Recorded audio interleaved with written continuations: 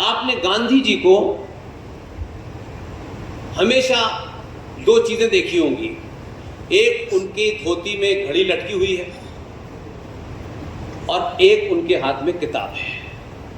वो किताब क्या है? क्या है वो किताब? उसे जूम करके देखिए, क्या है वो किताब? जोर से बोलिए। हाँ, अब क्या कंट्राडिक्शन है? गांधी उस गीता को हाथ में लेकर अहिंसा की बात करते थे, जिस गीता को सुनकर के अर्जुन ने महाभारत का भीषण युद्ध किया। एक तरफ गीता को लेकर चल रहे हैं, दूसरी तरफ अहिंसा की बात कर रहे हैं। अब सवाल यह है कि या तो गांधी गीता को नहीं समझ सके या फिर लोग गांधी को नहीं समझ सके। आप बताइए कि गीता जिस आदमी के पास 24 घंटे है, वो कह रहा है अहिंसा, टाइम पास हो गया। आने वाले हैं अगले महीने की 2 तारीख को अवतरित होंगे, लेकिन इस कार्यक्रम में कई लोग, बहुत सारे लोगों की अपनी अपनी भूमिका होती है। एक संगठन 1925 में बना, तमाम इस बीच में एक लंबा सफर उन्होंने निकाला और अनेक समस्याओं का सामना किया, अनेक किस्म की उनके ऊपर बंदिशें लगी, जेलों में रहे, लेकिन संगठन वो आज भी जिंदा है। उसके लोग अपना अलग अलग कार्य बिना किसी चिल्लावे के, बिना किसी मार्केटिंग के करते रहते हैं। लेकिन उनसे मेरी विनम्र निवेदन है कि इस साल उनके 100 साल पूरे हो रहे हैं।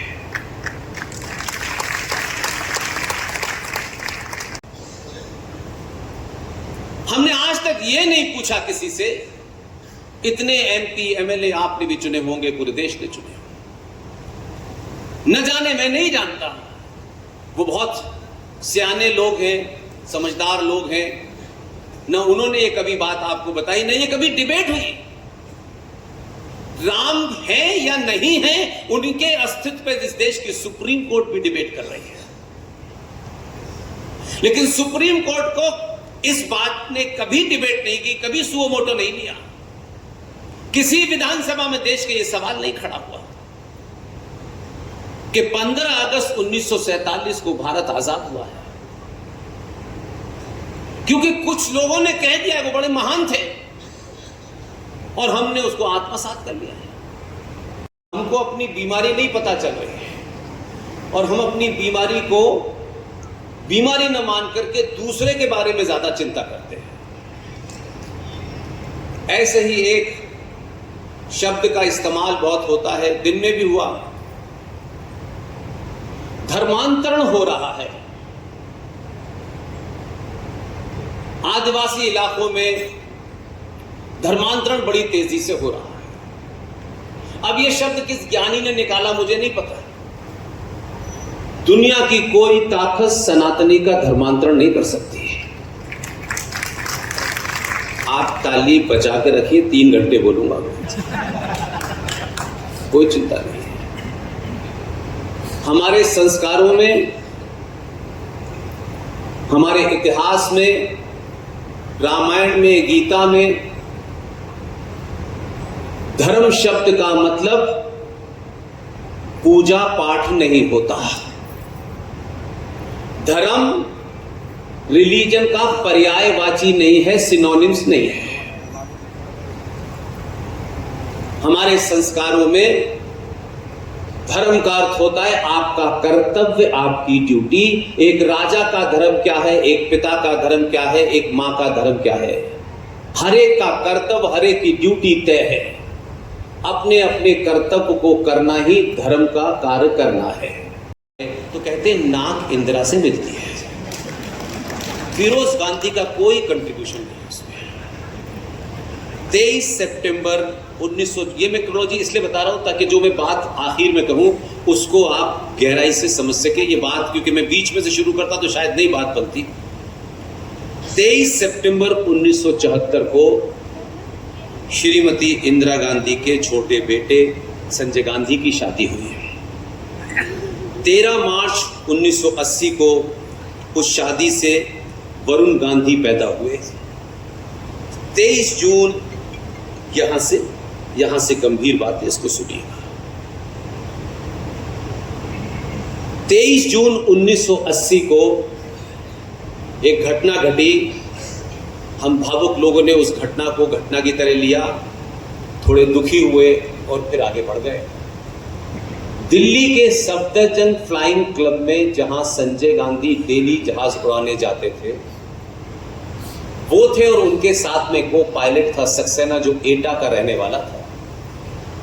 संजय गांधी का जहाज उड़ा और थोड़ी देर के बाद वो जहाज जमीन पे गिरा और संजय गांधी की मृत्यु हो गई। ये 23 जून 1980 की घटना है और 28 मार्च 2082, मात्र 1.5 साल, कमाल, मात्र 1.5 साल। उस घर में कौन लोग थे जब देश की प्रधानमंत्री का घर एक सफदरजंग रोड पर हुआ करता था? ये वर्तमान प्रधानमंत्री का जो घर है ये पहले नहीं था। आप महीने गिन सकते हैं। 23 जून 1980 को संजय गांधी की मृत्यु होती है और 28 मार्च 1982 को 1.5 साल का वरुण गांधी और मेनका गांधी इंदिरा गांधी के घर से 1.5 साल के बच्चे को सामान समेत सड़क के बाहर फेंक दिया था। किसके इशारे पर फेंका गया? हिंदुस्तान टाइम्स अखबार ढूंढ के देख लीजिएगा, फुल पेज तस्वीर है कि सड़क पे संजय गांधी का सामान पड़ा हुआ है और 1.5 साल का बच्चा सड़क पे बैठा हुआ है। 31 अक्टूबर 1984 को मैडम श्रीमती इंदिरा गांधी का एक इंटरव्यू था और एक विदेशी चैनल वो इंटरव्यू लेने के लिए आया था और घर में एक ही प्राणी था और आज तक ये किसी ने इसका पता करने की कोशिश नहीं की कि जब उनका इंटरव्यू 9:35 पे था तो घर पे से किसने उन विदेशी टेलीविजन, क्योंकि अक्रॉस द रोड बस बीच में सड़क आती थी, दूसरी तरफ ऑफिस था, किसी ने कहा कि मैडम 15 मिनट लेट आई थी और मैडम 15 मिनट लेट गई। टीवी का इंटरव्यू नहीं हुआ, उनके सुरक्षा गार्डों ने उनकी हत्या कर दी। आज तक कोई कमीशन नहीं बना है, न संजय गांधी की मौत का पोस्टमार्टम हुआ है, न इंदिरा गांधी की मां का पोस्टमार्टम हुआ है, कोई कमीशन नहीं बना इसके ऊपर आज तक। बात वहीं खत्म हो गई। 31 दिसंबर 1984 को 40 साल के राजीव गांधी जहाज उड़ाते उड़ाते देश के प्रधानमंत्री पद की शपथ लेते हैं। कितने दिन की घटना है?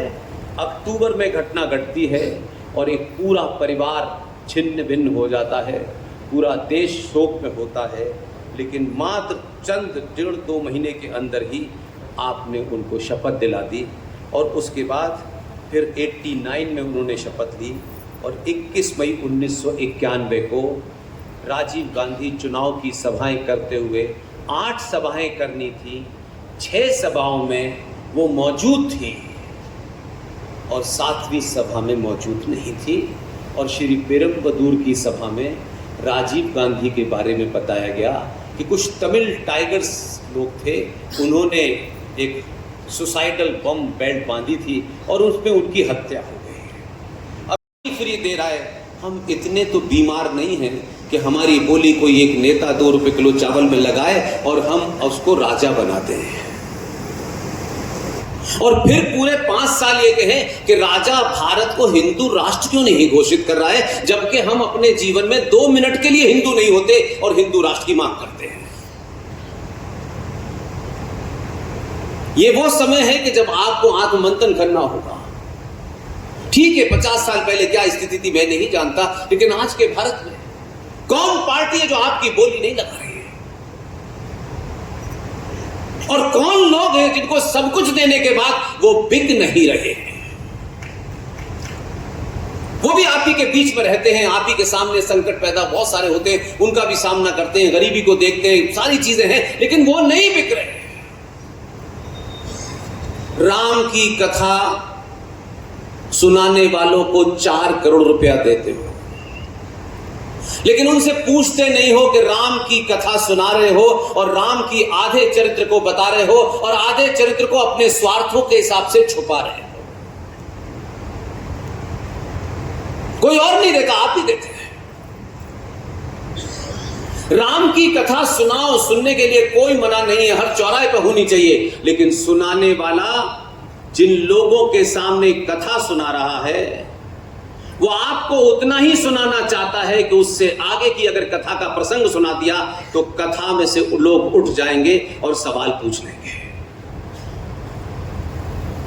हम कथा को भी अपने स्वार्थों के हिसाब से ऊपर नीचे कर सकते हैं, यह हमारी बीमारी है। राम की कथा सुनाइए, राम की कथा सुनिए। राम का एक पार्ट है जिसे आप भावनात्मक रूप में प्रस्तुत करते हैं और एक पार्ट है जो रियलिटी है, जो सच्चाई है, उसको छुपा जाते हैं। आपको लगता है कि जो मंच पे आ गया है बस दुनिया का ज्ञानी आदमी है, कोई कुछ होगा। आप सबको इस बात की इजाजत है कि इस मंच से मेरे मुंह से कोई बात गलत निकले, सभा खत्म होने के बाद खड़े होकर कहिएगा मैं यही जवाब देके जाऊंगा। राम के घर में उनको राजा बनाने का फैसला हुआ और फिर उनके घर में फैसला हुआ कि राम को राज नहीं मिलेगा, छोटे भाई को मिलेगा।